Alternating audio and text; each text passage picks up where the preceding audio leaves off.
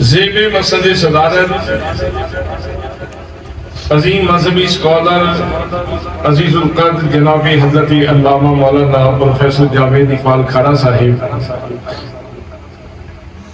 مخلصی فی اللہ فیض یابی فیضان حضور سیدی ضیاء الامت جناب حضرت میاں ابو الحسن صاحب و دیگر مقتدر محتشم ذی وقار ذی احترام علماء کرام، معززین علاقہ، برادران اسلام، برادران طریقت، برادران محبت، السلام علیکم ورحمۃ اللہ وبرکاتہ۔ سارے ملک میں تقریریں ہوتی ہیں، لیکن جب اس بستی میں تقریر ہوتی ہے تو تقریر سے پہلے ہمارے اپنے حواس اور مشاعر ادب میں جھک جاتے ہیں، اس لیے کہ یہ وہ بستی ہے جہاں پہ ہمارے مرشد کریم نے بیٹھ کے قرآن کا نور زمانے کو تقسیم کیا ہے، ضیاء القرآن کی تفسیر لکھی ہے۔ تو آپ تو بڑے خوش نصیب ہیں کہ آپ کے اس شہر کو، اس گاؤں کو یہ شرف نصیب ہے کہ یہاں مفکر اسلام، مفسر قرآن ضیاء الامت حضرت جسٹس پیر محمد کرم شاہ نظری رحمۃ اللہ تعالیٰ علیہ نے قرآن کا وہ چراغ جلایا ہے، وہ روشنی تقسیم کی ہے جس کو آج پڑھ پڑھ کے زمانہ محدود ہو رہا ہے۔ حضرات محترم، آج کی عظیم الشان کانفرنس شہزادہ گلگوں قبا، راکب دوش مصطفیٰ، نور دیدہ حضرت سیدہ فاطمہ الزہرا، جناب سیدنا امام عالی مقام امام حسین رضی اللہ تعالیٰ عنہ آپ کی بارگاہ میں عقیدت کا خراج پیش کرنے کے لیے انعقاد پذیر ہے۔ دعا ہے کہ اللہ کریم ہم سب کی حاضری اپنی بارگاہ میں قبول فرمائے۔ دوستان محترم، ماہرین نفسیات کا اس بارے میں اختلاف ہے۔ بعض کہتے ہیں کہ خون کا اثر بندے کے اوپر زیادہ ہوتا ہے، اور بعض کہتے ہیں کہ ماحول کا اثر زیادہ ہوتا ہے۔ بہر صورت یہ تسلیم شدہ حقیقت ہے کہ خون کا اثر بھی ضرور ہوتا ہے اور ماحول کا اثر بھی ضرور ہوتا ہے۔ یہ پرفیکٹ بات ہے، یہ مسلمہ حقیقت ہے، یہ جانی ہوئی پہچانی ہوئی بات ہے۔ اگر خون کا اثر بھی ہوتا ہے تو حضرات محترم، امام عالی مقام رضی اللہ تعالیٰ عنہ کی ہستی وہ ہستی ہے کہ جن کی رگوں میں امام الانبیاء کا خون دوڑتا ہے، جن کی رگوں میں حضرت سیدنا علی المرتضی رضی اللہ تعالیٰ عنہ کا خون موجود ہے، اور جن کی رگوں میں حضرت سیدہ فاطمہ زہرا سلام اللہ علیہا کا خون موجود ہے، جو اتنی باحیا شخصیت ہیں کہ اللہ کریم میدان محشر میں جب حضرت سیدہ فاطمہ زہرا سلام اللہ علیہا کی سواری آئے گی تو اس وقت میدان محشر میں اعلان ہوگا۔ حضرات محترم، انبیاء بھی موجود ہیں، صدیقین بھی موجود ہیں، شہداء بھی موجود ہیں، صالحین بھی موجود ہیں، غوث بھی موجود ہیں، کتب بھی موجود ہیں۔ 1,24,000 یکم و بیش انبیاء کرام کی امتیں موجود ہیں، سارے اہل معاشر، ساری انسانیت موجود ہے۔ لیکن جب سیدہ فاطمہ زہرا سلام اللہ علیہا کی سواری جنت جا رہی ہے تو اعلان ہوتا ہے، نکسوا رؤوسکم یا اہل المعشر، او معاشر میں رہنے والوں، معاشر میں آنے والوں، یاد رکھو اپنے سروں کو جھکا لو، فاطمہ زہرا کی سواری جنت جا رہی ہے۔ میرے دوستو، علماء کا کام ہے گتھیاں سلجھانا، علماء کا کام ہے استنباط کرنا، علماء کا کام ہے استدلال کرنا، علماء کا کام ہے استشہاد کرنا، نکتہ آفرینی کرنا۔ ذرا توجہ تو کریں، اس جہان میں تو کسی کی نگاہ کے آوارہ ہونے کا خطرہ ہے، اس لیے کہا جاتا ہے آنکھ سائٹ بھی کر لو، لیکن میدان معاشر میں تو ایسا کوئی خطرہ نہیں۔ اللہ کریم پورے جلال و جبروت کے ساتھ موجود ہے، اللہ کی گٹیری لگی ہوئی ہے، انبیاء کرام بھی ہیں، صدیقین بھی ہیں، شہداء بھی ہیں، صالحین بھی ہیں، تمام انسانیت سے کہا جا رہا ہے اور لوگوں اپنے سروں کو جھکا لو، فاطمہ زہرا کی سواری جنت جا رہی ہے۔ لوگوں جب فاطمہ زہرا کا اتنا حیا ہے اللہ کی دربار میں، تو فاطمہ زہرا کا خون جو امام حسین کی رگوں میں موجود ہے، وہ خون کتنا باحیا خون ہوگا۔ نعرہ تکبیر، نعرہ تکبیر، نعرہ رسالت، نعرہ رسالت، نعرہ تحقیق، نعرہ حیدری، عظمت و شان اہل بیت۔ نبی کریم صلی اللہ علیہ وسلم کے خون کی پاکیزگی دیکھنا چاہتے ہو تو میرے آقا کریم صلی اللہ علیہ وسلم کو اللہ کریم نے پاکیزگی کا مرکز بنایا ہے۔ اور لوگوں جہاں میرے آقا کے قدم لگے ہوئے ہیں، اس وقت بھی جو مٹی نبی کریم کے جسم کے ساتھ لگی ہوئی ہے، علماء فرماتے ہیں وہ مٹی کعبے سے افضل ہے، وہ بیت المعمور سے افضل ہے، وہ عرش اولا سے افضل ہے۔ جس نبی مقدم صلی اللہ علیہ وسلم کے جسم کے ساتھ لگنے والی مٹی اتنی شان والی ہو جائے، اتنی پاکیزہ ہو جائے، اتنی شرف والی ہو جائے، اس نبی مقدم صلی اللہ علیہ وسلم کی رگوں میں دوڑنے والا خون کتنا پاکیزہ ہوگا۔ اور یہی تو وہ خون ہے جو حضرت امام حسین رضی اللہ تعالیٰ عنہ کو حاصل ہے۔ حضرت سیدنا علی المرتضیٰ کی شان پوچھنا چاہتے ہو تو اللہ کریم قرآن پاک میں ارشاد فرما رہا ہے، فرمایا انما یرید اللہ لیذھب عنکم الرجس اہل البیت ویطہرکم تطہیرا۔ فرمایا نبی کی گرانے والوں، اللہ نے ارادہ فرما رکھا ہے کہ تمہیں ہر نجاست سے دور رکھے اور تمہیں ہمیشہ پاکیزگی کے گلستان میں آباد رکھے۔ اللہ نے ارادہ کر لیا ہے کہ ان ہستیوں کو پاک رکھے، ان کا خمیر بھی پاک ہے، ان کا مدار بھی پاک ہے، ان کی رگوں میں دوڑنے والا خون بھی پاک ہے۔ اگر خون کی تاثیر مسلم ہے تو حسین کریم وہ شخصیت ہے جن کی رگوں میں نبی کریم کا خون موجود ہے، حضرت علی المرتضیٰ کا خون موجود ہے، فاطمہ زہرا کا خون موجود ہے۔ اور اگر ماحول کا اثر مسلم ہے تو جیسا ماحول امام عالی مقام کو ملا ہے، سبحان اللہ، سبحان اللہ، سبحان اللہ، جیسا ماحول امام عالی مقام کو ملا ہے، جیسے ہی دنیا میں تشریف لاتے ہیں تو ویلکم کرنے والی ہستی حضرت سیدہ فاطمہ زہرا کی ہے۔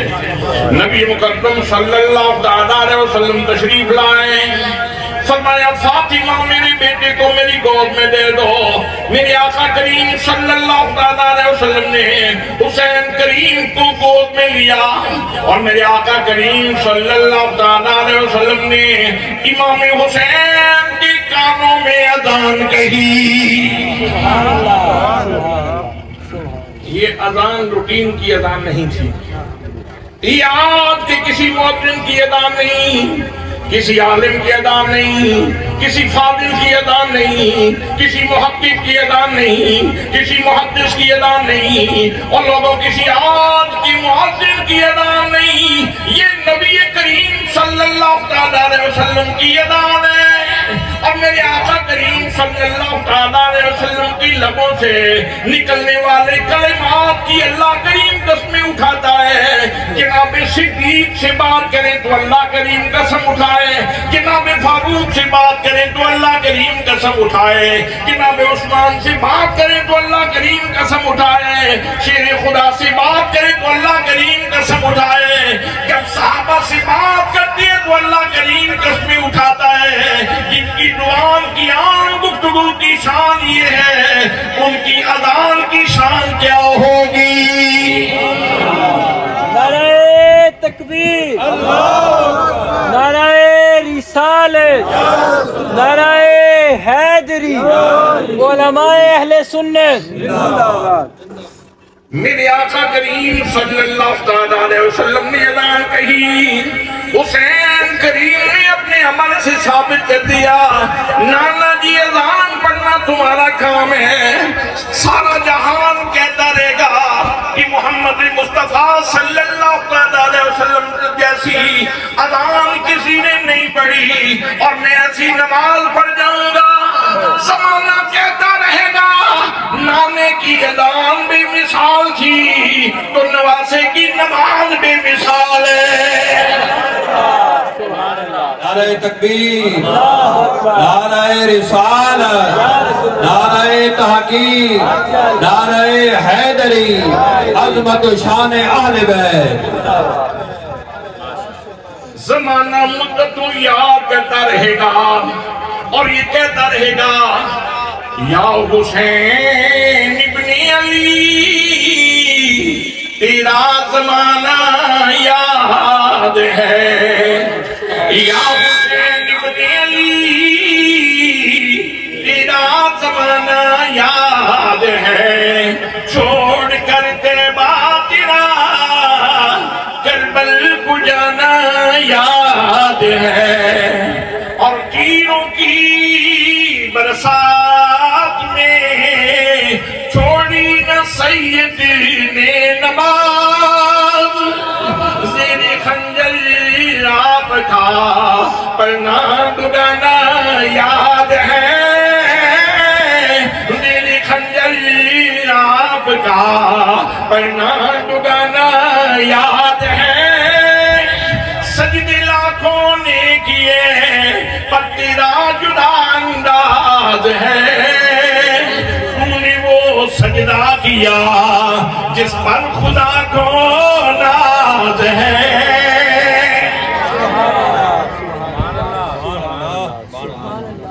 ماحول کی پہلی اینٹ محمد مصطفیٰ کی اذان، سبحان اللہ، اور یہیں سے کردار حسین کی تشکیل کا سلسلہ شروع ہوتا ہے، تعمیر شخصیت کا سلسلہ شروع ہوتا ہے، اور پھر میرے آقا نے لعاب دہن ملا کے گھٹی بھی عطا فرمائی، سبحان اللہ، گھٹی عطا فرمائی، اور پھر میرے آقا کریم صلی اللہ علیہ وسلم حسین کریم کی اتنی ناز اٹھاتے ہیں، اتنے پیار کرتے ہیں، حسین کو اپنی گود میں رکھ کے اللہ تعالیٰ کی حضور دعائیں کرتے ہیں، عرض کرتے ہیں اللہم انی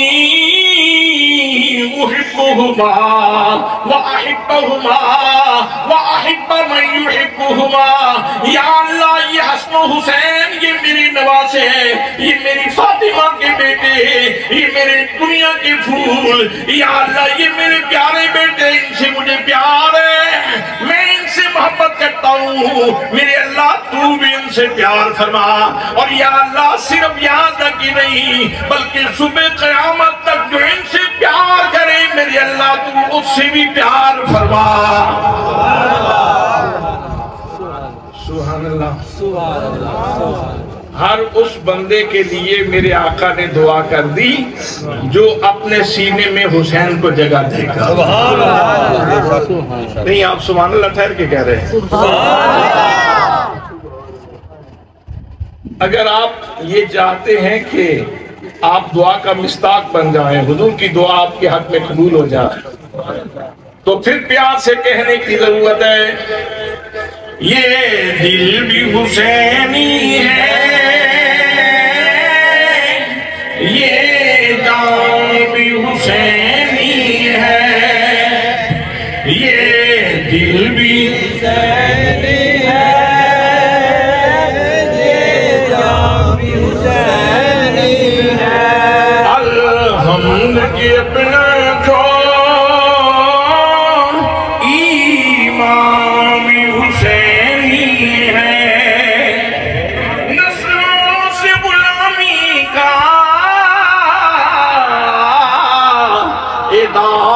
حاصل ہے، میرا باپ حسینی ہے اور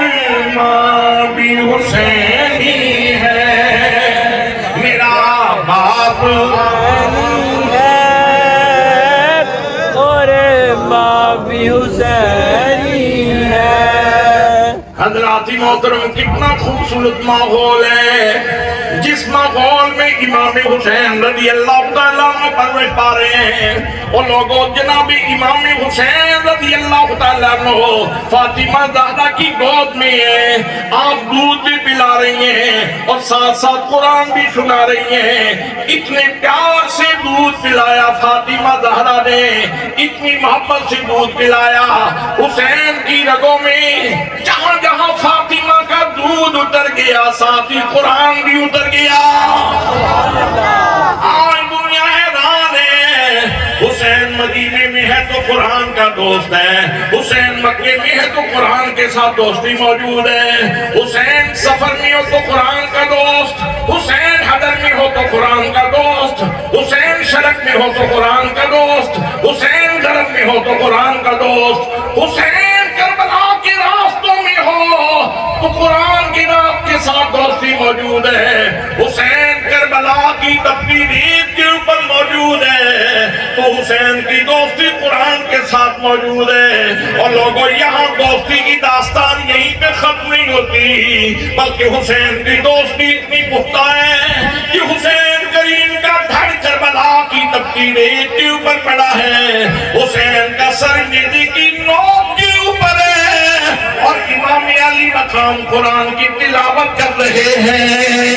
نعرہ تکبیر، نعرہ تکبیر، نعرہ رسالت، نعرہ رسالت، نعرہ تحقیق، نعرہ حیدری، عظمت شان آل بیت۔ حضرات محترم فاطمہ زہرا ہے تو قرآن پڑھا رہی ہیں، علی المرتضیٰ ہے تو بیٹے کو گود میں لے کے سورہ ملک کی تلاوت سنا رہے ہیں، نبیوں کے امام کے کندھے کے اوپر ہے یہ گود میں ہے، یہاں پہ قرآن کی تلاوت ہو رہی ہے۔ تو میں پوچھنا چاہتا ہوں اور سعودی شریف کے غیور سنی مسلمانوں مجھے بتلاؤ قرآن مقدس کا سب سے بڑا عنوان کیا ہے؟ قرآن مقدس کا سب سے بڑا عنوان کون سا ہے؟ اس کو اور آسان کر دیتا ہوں، جناب سیدنا آدم علیہ السلام سے لے کر کے نبی کریم صلی اللہ علیہ وسلم تک جتنے انبیاء اور رسول تشریف لائے ان کی گفتگو کا سب سے بڑا موضوع توحید، سب سے بڑا موضوع جناب سیدنا امام علی مقام نے نبیوں کے امام سے استفادہ کیا، سیدنا علی المرتضیٰ سے استفادہ کیا، حضرت سیدہ فاطمہ زہرا سے استفادہ کیا اور اتنی شان پالی جناب امام علی مقام نے۔ اقبال کلندر لاہوری بولتے ہیں، آپ فرماتے ہیں درمیان امتاں عالی جناب، درمیان امتاں آقیواں جناب، ہم جو حرف قل هو اللہ تل کتاب۔ فرماتے ہیں لوگوں نبی کریم صلی اللہ علیہ وسلم کی تربیت کا اثر دیکھو، فاطمہ زہرا کی تربیت کا اثر دیکھو، علی المرتضیٰ کی تربیت کا اثر دیکھو، حسین اتنا بلند ہو گیا، اتنا بلند ہو گیا، حسین کا مقام پھر وہ بن گیا امت کے اندر، حسین کا مقام ایسے ہے جیسے قرآن کے اندر سورہ اخلاص کا مقام ہے۔ نعرہ تکبیر، نعرہ رسالت، نعرہ حیدری، حسینیت زندہ باد، حسینیت زندہ باد، حسینیت زندہ باد۔ درمیان امتاں کیواں جناب، کیواں کہتے ہیں بہت اونچے محل کو، کہ حضرت حسین پاک کی امام علی مقام کی ہستی ایسے ہے جیسے کوئی بہت اونچا محل ہو۔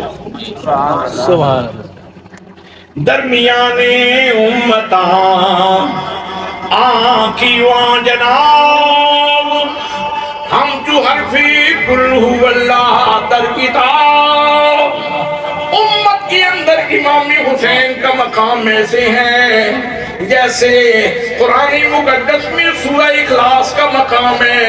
حضرات محترم، جب یہی بات حضرت معین الدین چشتی اجمیری نے دیکھی، حسین کی شان بیان کی، تو فرماتے ہیں شاست حسین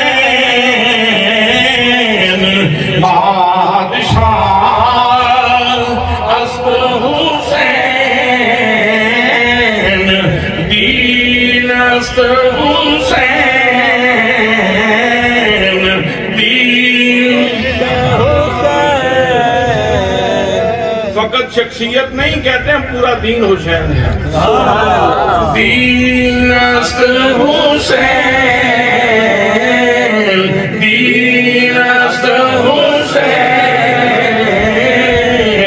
دین پناہ است حسین سرداد نداد دست دری دست جدید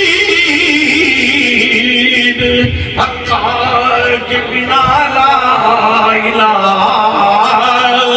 است حسین حقار کے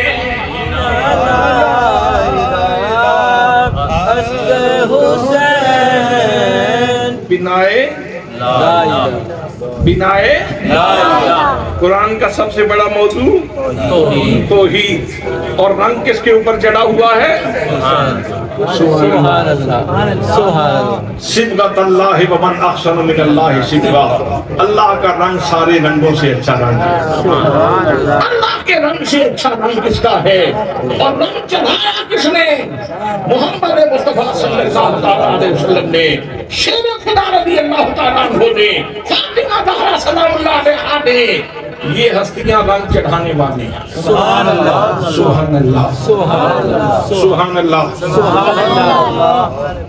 نجران کے عیسائی آ گئے گفتگو کرنے کے لیے، وہ کہتے ہیں خدا تین ہے۔ میرے آقا فرماتے ہیں کہ اللہ کریم وحدہ وحدہ بھائی وحدہ بھائی وحدہ۔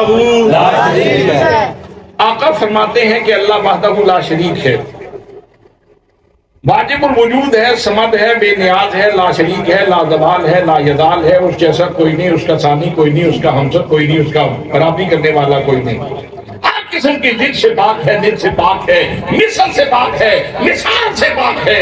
میرے آقا توحید کی دلیلیں دے رہے ہیں اور وہ تثلیث کی دلیلیں دیتے ہیں۔ وہ کہتے ہیں مریم اللہ کی بیوی ہے، نعوذ باللہ، اللہ بھی اللہ ہے اور عیسیٰ بھی اللہ ہے، خدا تین ہے۔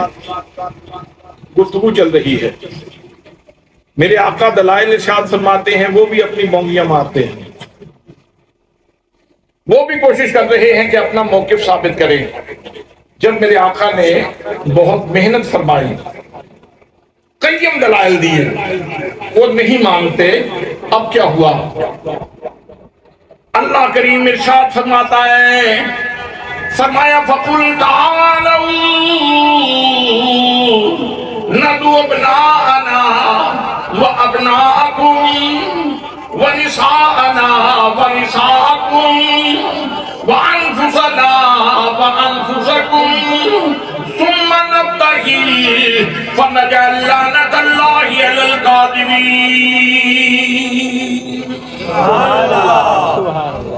محبوب آپ انہیں کہہ دیجئے، اللہ فرماتا ہے محبوب آپ انہیں کہہ دیجئے، ہم بھی اپنے بیٹوں کو لے آتے ہیں، تم بھی اپنے بیٹوں کو لے آؤ۔ بھئی توحید کی سب سے بڑی دلیل تو میرے آقا کی ذات گرامی ہے۔ یا ایھا الناس قد جاءکم برہان من ربکم، لوگوں سن لو محمد مصطفیٰ صلی اللہ تعالیٰ علیہ وسلم کی صورت میں تمہارے پاس اللہ کی توحید کی سب سے بڑی دلیل آ گئی ہے۔ سب سے بڑی دلیل تو آپ کی ذات تھی، لیکن یہاں مضمون کی نفاست دیکھیے اور ترتیب دیکھیے۔ یہاں ارشاد فرمایا جا رہا ہے کہ محبوب آپ انہیں کہیں کہ ہم بھی اپنے بیٹوں کو لے آتے ہیں، تم بھی اپنے بیٹوں کو لے آؤ۔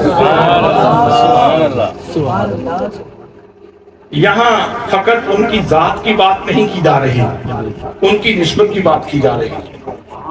اور یہ بیٹے ایسے ہیں کہ جن بیٹوں میں صرف ان کا اپنا جلوہ نہیں ہے، محمد مصطفیٰ کا جلوہ بھی موجود ہے۔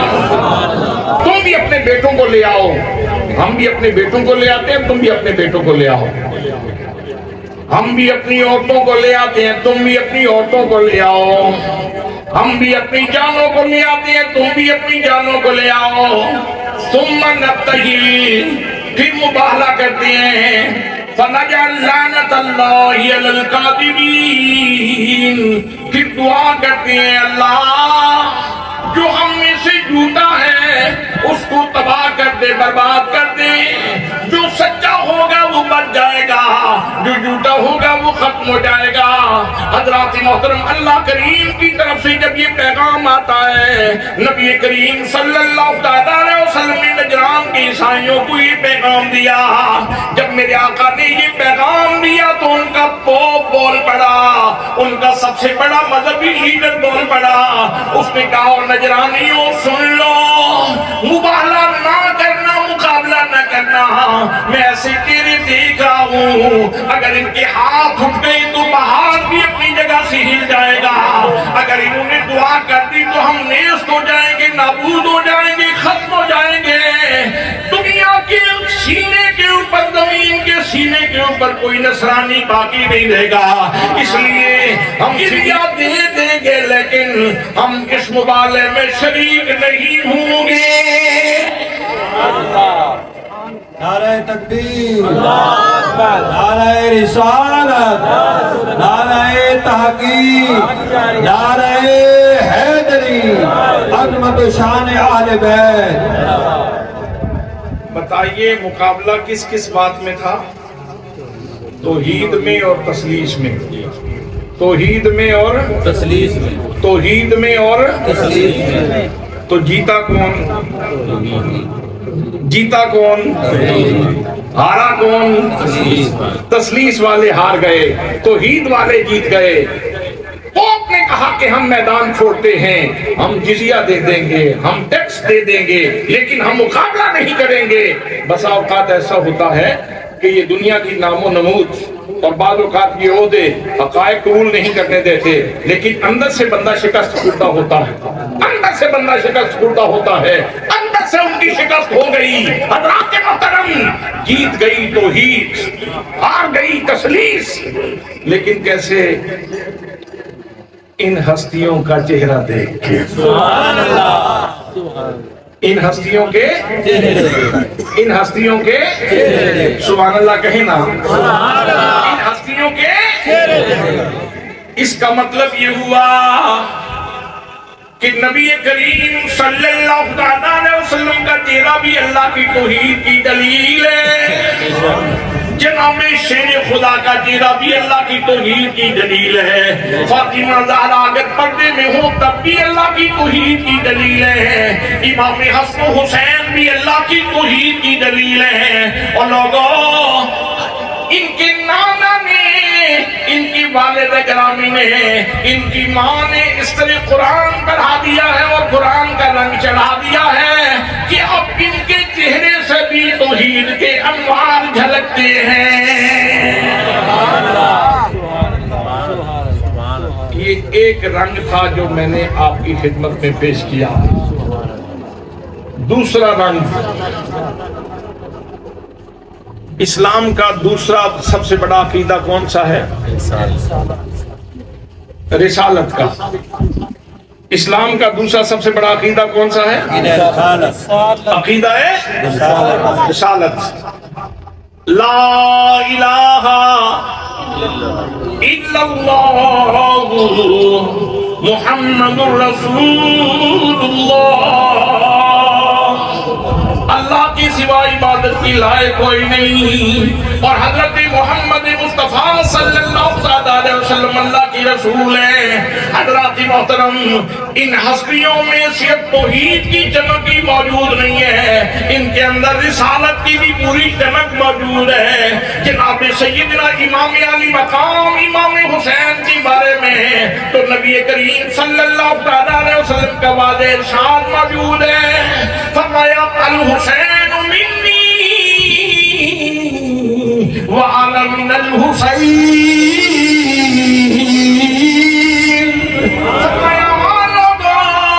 حسین مجھ سے ہے اور میں حسین سے ہوں، حسین مجھ سے ہے، اس کا مطلب یہ کہ حسین میرا بیٹا ہے، حسین میرا نواسا ہے، حسین میری بیٹی کا بیٹا ہے، اور میں حسین سے ہوں۔ اس کا مطلب یہ ہے کہ اگر کسی نے میری سچائی دیکھنی ہو تو حسین کی زبان سے سنو، اگر میری شان سننی ہو تو امام حسین کو دیکھو، اگر میرا قرآن دیکھنا ہو تو امام حسین کی قرات کو دیکھو، اگر میری عبادت کا نقشہ دیکھنا ہو تو امام حسین کی عبادت میں دیکھ لو۔ حسین کے اندر جتنے رنگ ہیں وہ سارے کے سارے محمد مصطفیٰ کے رنگ ہیں۔ نعرہ تکبیر، نعرہ رسالت، نعرہ حیدری، حسینیت، حسینیت زندہ باد۔ ایک بات پوچھنا چاہتا ہوں، وہ یہ ہے بحیثیت مومن، بحیثیت مسلم، بحیثیت اللہ کا بندہ، بحیثیت ایک امتی، زندگی میں جب بھی کوئی پیچیدگی ہو، معاملہ ہو تو ہدایت درکار ہو، روشنی درکار ہو، تو سب سے پہلے کس مصدر اور کس ماخذ کو دیکھیں گے؟ مسئلہ آ جائے تو آپ میاں ابو الحسن صاحب کے پاس آئیں، میاں صاحب ذرا قرآن پاک میں تو دیکھیں یہ مسئلہ کیسے؟ پہلی نظر بولیں تو صحیح نہیں یار، پہلا مصدر ہے قرآن پاک۔ جب کوئی مسئلہ آئے گا، جب کوئی زندگی کی کنفیوژن آئے گی، بلکہ جو اللہ کے بندے ہیں وہ تو گام گام پہ، قدم قدم پہ، مرحلہ مرحلہ، دقیقہ دقیقہ، ساتھ ساتھ، منٹ منٹ، سیکنڈ سیکنڈ، وہ تو اپنی زندگی کے لف و نشر کو مرتب ہی قرآن کریم کی روشنی میں کرتے ہیں، وہ تو اپنے فیصلے ہی قرآن پاک کے مطابق کرتے ہیں۔ تو بہر صورت جب بھی بندہ مومن نے کوئی مسئلہ دیکھنا ہو تو سب سے پہلے قرآن سے دیکھتا ہے۔ آئیے دیکھیے جناب سیدنا امام حسین رضی اللہ تعالیٰ عنہ کی زندگی کی روش کیا ہے، زندگی کا معمول کیا ہے۔ امام حسین رضی اللہ تعالیٰ عنہ کی نظر کس مسجد پہ جا کے رکتی ہے، کس ماخذ کے اوپر امام حسین کی نظر رہتی ہے۔ امام علی مقام تشریف فرمائے، حضرت انس بن مالک رضی اللہ تعالیٰ عنہ راوی ہیں، امام حسین کی خدمت میں ایک لونڈی گلابوں کا یا کسی اور پھول کا گلدستہ لے کے آئی، امام علی مقام کی خدمت میں گلدستہ پیش کیا۔ امام علی مقام نے وہ گلدستہ وصول فرمایا، اور وصول فرمانے کے بعد فرمایا اچھا بڑی اچھی خوشبو ہے، جا میں نے تجھے آزاد کیا۔ لونڈی کو آزاد کر دیا، اس کو زندگی کا تحفہ دے دیا، آزادی کا تحفہ دے دیا، آزاد کر دیا۔ حضرت انس بن مالک رضی اللہ تعالیٰ عنہ آپ فرماتے ہیں میں نے امام علی مقام سے پوچھ لیا، میں نے کہا جناب والا اتنی خوبرو لونڈی، صحت مند لونڈی، کام کرنے والی لونڈی، کام آنے والی لونڈی، گھر کے معاملات کو نپٹانے والی لونڈی تھی، آپ نے اتنے سے چھوٹے سے تحفے کے بدلے میں اس کو آزاد کر دیا، آپ نے عجیب نہیں کیا۔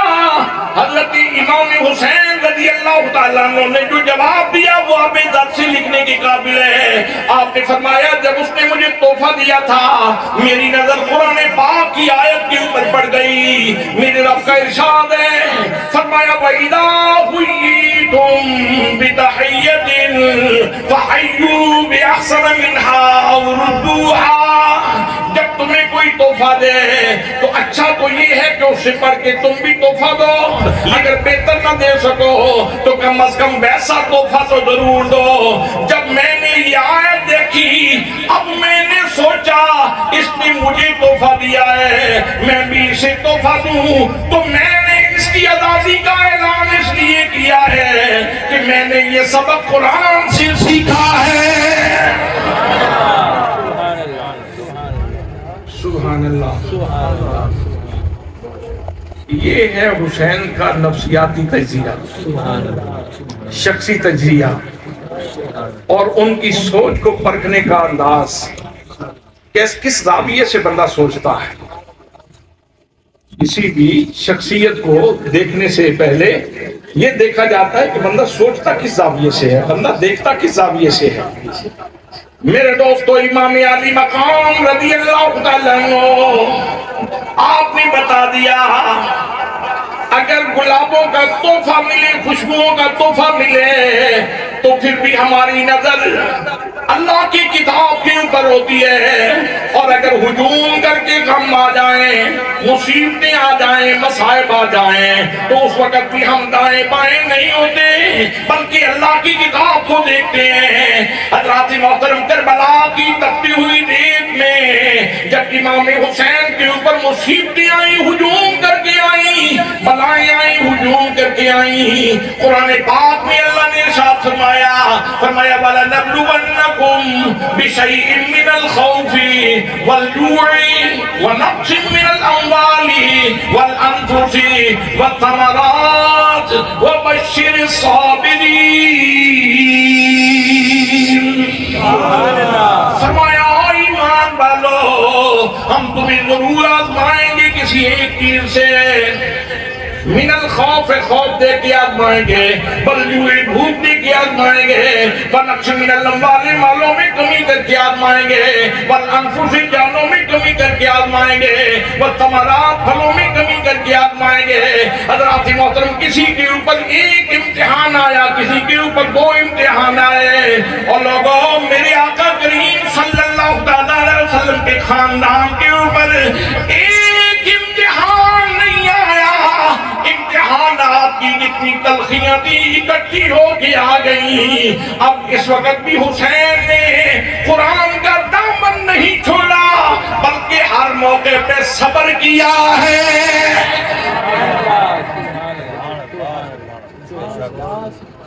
نتیجہ دو طرح کا ہے، وَبَشِّرِ الصَّابِرِينَ۔ ایک تو ہے کہ کوئی ماتم کرنا شروع کر دے، ماتم اور چیز ہے، صبر اور چیز ہے۔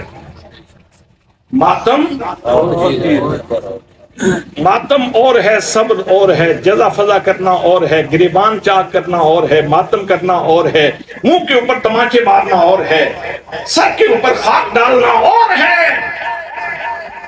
لیکن امتحان میں یہ کہنا کہ مالک تو امتحان لے رہا ہے، ہم امتحان دے رہے ہیں، تو لیتا جا، ہم دیتے جائیں گے۔ جی میں پیارا راضی ہووے تیج مرضی ویک سجنی، جے کر مرضی اپنی لوڑے پھر گل کدی نہیں بنے دی۔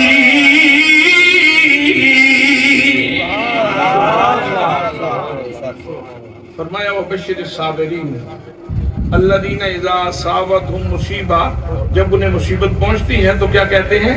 قالوا، کہتے انا للہ، ہم بھی اللہ کے، وانا الیہ راجعون، اور اسی کی طرف لوٹنے والے ہیں۔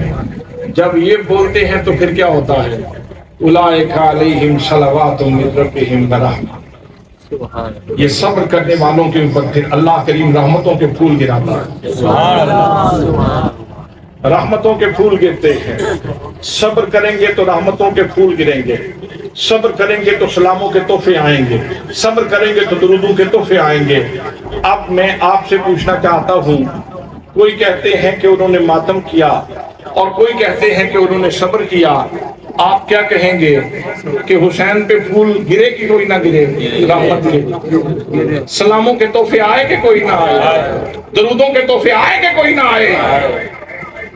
اگر آئے ہیں تو پھر سمجھ لو کہ حسین صابر ہے، حسین صابر ہے، حسین صابر ہے، بھئی حسین صابر ہے، حسین صابر ہے۔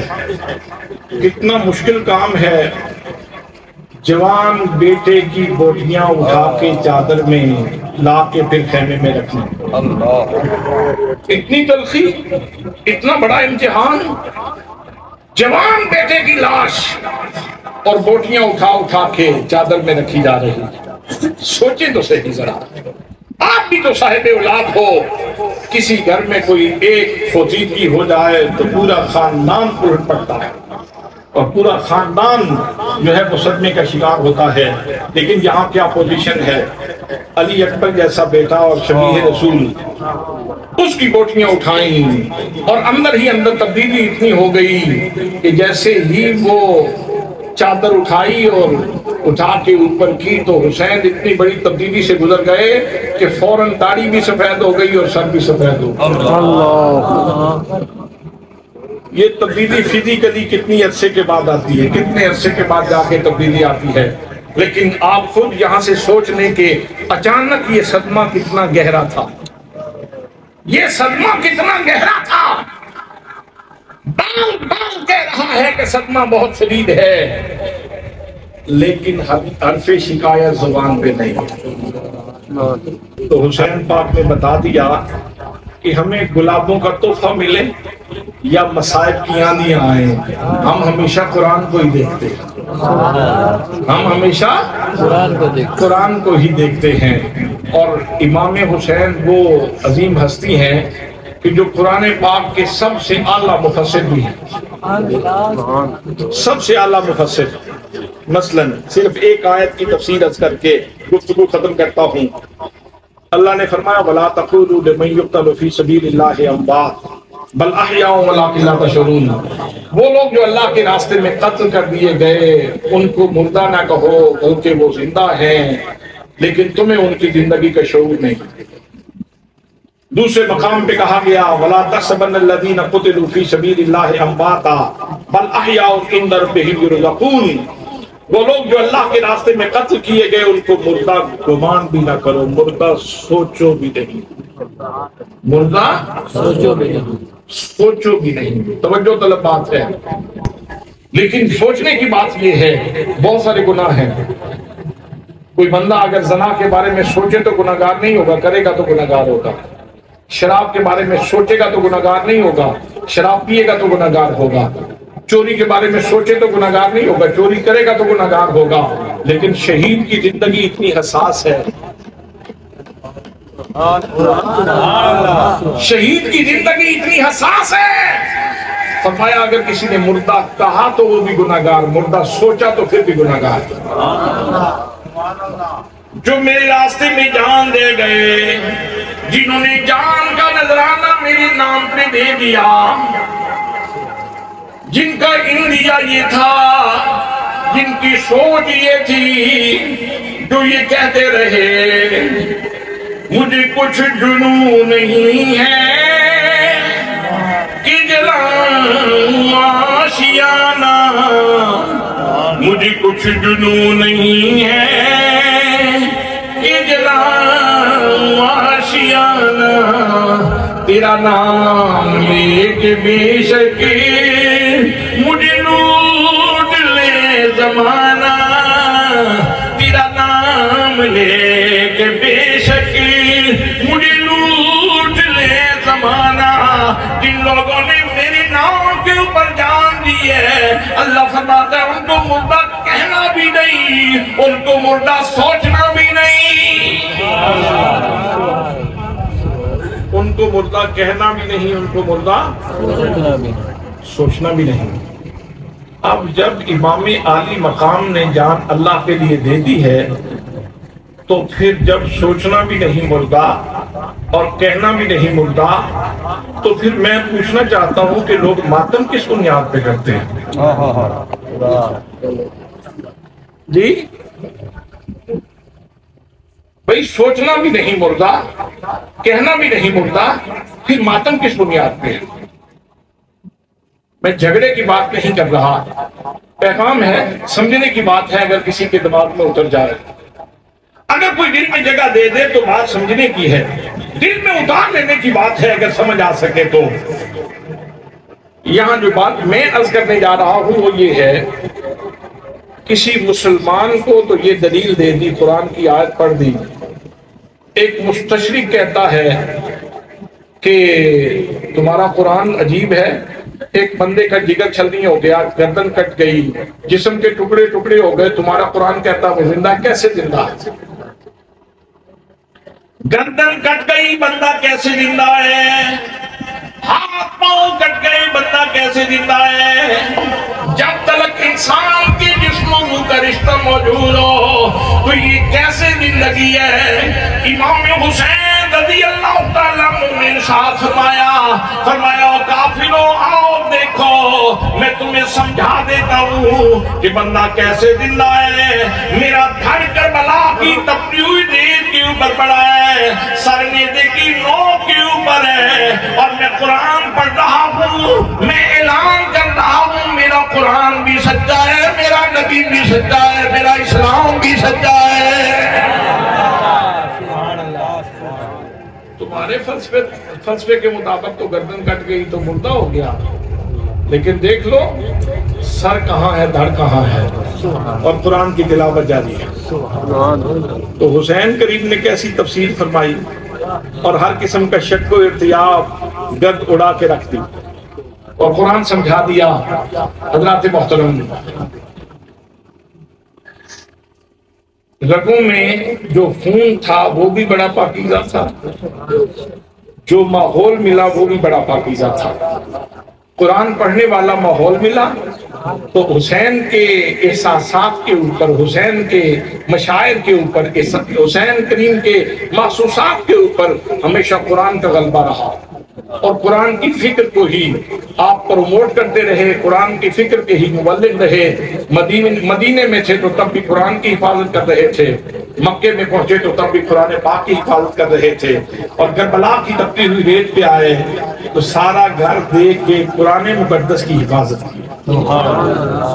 یزید کا یہی تو مسئلہ تھا کہ وہ قرآن پاک کی تعلیمات کو بدلنا چاہتا تھا، قرآن کریم کے حلال و حرام کو بدلنا چاہتا تھا۔ حسین نے کہا جب تک میں موجود ہوں میرے ہوتے ہوئے قرآن نہیں بدلا جا سکتا، اور شہادت ایسی دے کے جاؤں گا کہ میرے جانے کے بعد بھی میری فکر کے علم اٹھانے والے، جھنڈا اٹھانے والے لوگ، مجھ سے محبت کرنے والے لوگ، حقیقی پیار کرنے والے لوگ، وہ ہمیشہ جبر کے خلاف لڑتے رہیں گے اور قرآن پاک میں کسی قسم کی تبدیلی نہیں کرنے دیں گے۔ تو امام حسین قرآن پاک کے محافظ ہیں، امام حسین قرآن پاک کے محافظ ہیں۔ میرے آقا نے ارشاد فرمایا میں تمہیں دو چیزیں لے کے جا رہا ہوں، ایک قرآن اور ایک حسین، یعنی ایک اہل بیت۔